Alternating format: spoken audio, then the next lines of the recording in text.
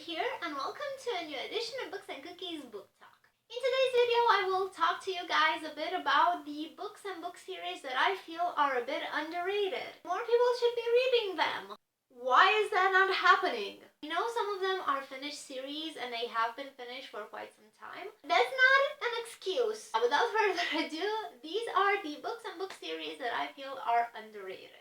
First up, we have the Unearthly series by Cynthia Han. These books are freaking amazing.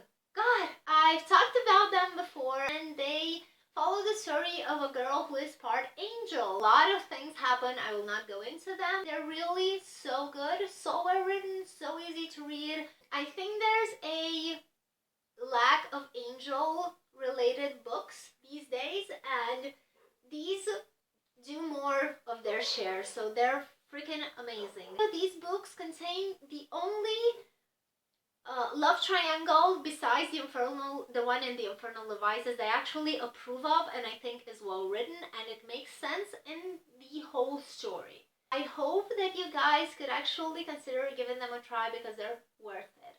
Next up, we have the King Chronicles by Rick Riordan. I have not seen enough people reading the King Chronicles. So we have the Red Pyramid, the Throne of Fire, and the Serpent's Shadow.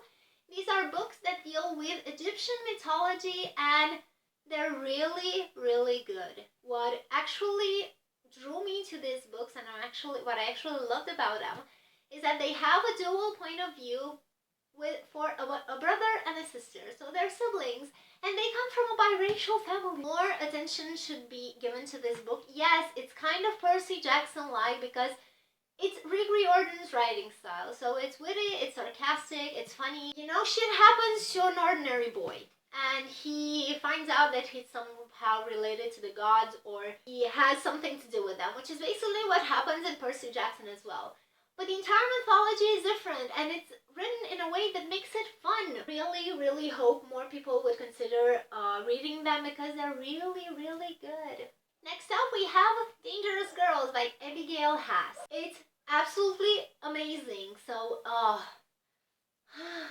it's a murder mystery book, and it's set in Aruba, and it's so good. You never see it coming, and it's really well written, and it's really well crafted. I wish I saw more people reading this book, so I managed to convince some of them, so through my blog, to read it, and they came back to my inbox and they told me that it's so good and that they loved it. But I want to see more people reading this because it's so worth it, and if you're a fan of thrillers and mysteries, the book is definitely up your alley, so pick it up.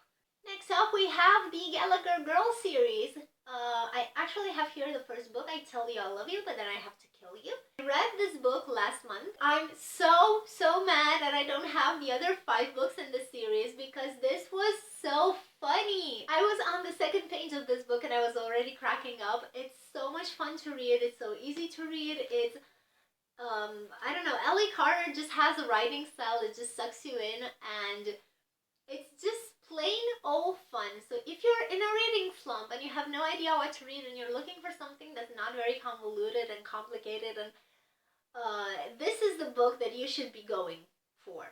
Next up, we have Easy by Tamara Weber, which is a new adult book. When you talk about new adult, most people just go immediately and directly to Colleen Hoover, which is a good idea because she's freaking amazing. I've read Easy by Tamara Weber here, and I loved it so much.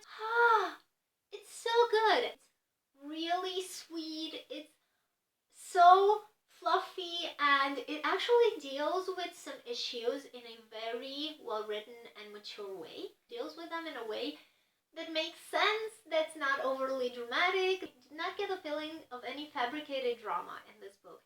So I think that speaks wonders for it. If you're a new adult fan and you have not read this book yet, definitely consider picking it up as soon as possible. Next up, we have Shiver by Maggie Stiefvater. Everyone is talking about the Raven Boys and the Raven Cycle in general, which is Maggie's second book series. Shiver was first, with Linger and Forever as the next 2 books in the series. I read Shiver and I adored it. I went through it so fast. It was such a beautiful love story. It's a character-driven novel, which is probably why a lot of people didn't really enjoy it, because not very much is going on. It's the same as with Twilight. Twilight is a very character-driven novel, and not many things take place action-wise, which is why sometimes the book feels slow-going. I adored the writing.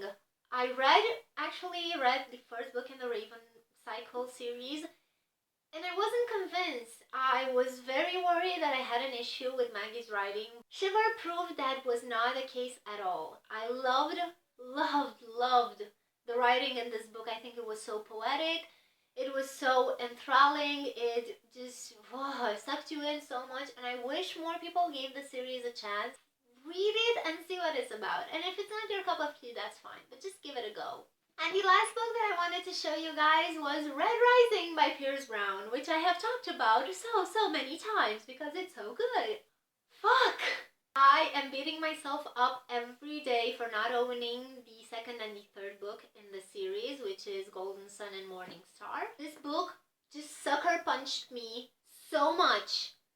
God, I started it and was on the fence, but around the 100-page mark, just something happened. It was like just a blow in my head, and I fell completely in love with this book. I want to see more people talk about it and talk about the sequels and talk about this author because he's freaking amazing. He writes so beautifully. If you're looking for action-packed book, this is something that you should be reading. I don't find my words easily when it comes to excitement.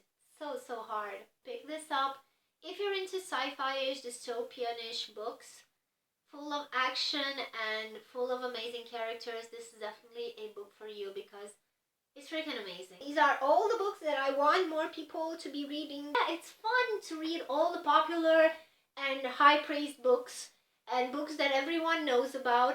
But at the same time, it's so much fun to read books that not everyone knows about, but that are so good. And these are the ones that you should be reading. Trust me, I know shit. Or at least pretend I do. So this is very heavy, okay. I would love for you guys to tell me some of the books that you feel are underrated. Maybe you can give me some more book recommendations. I'm always looking for books that not everyone has read. Thank you so much for watching, and I will see you guys next time. And remember, books for the soul, cookies for the tummy. Bye everyone!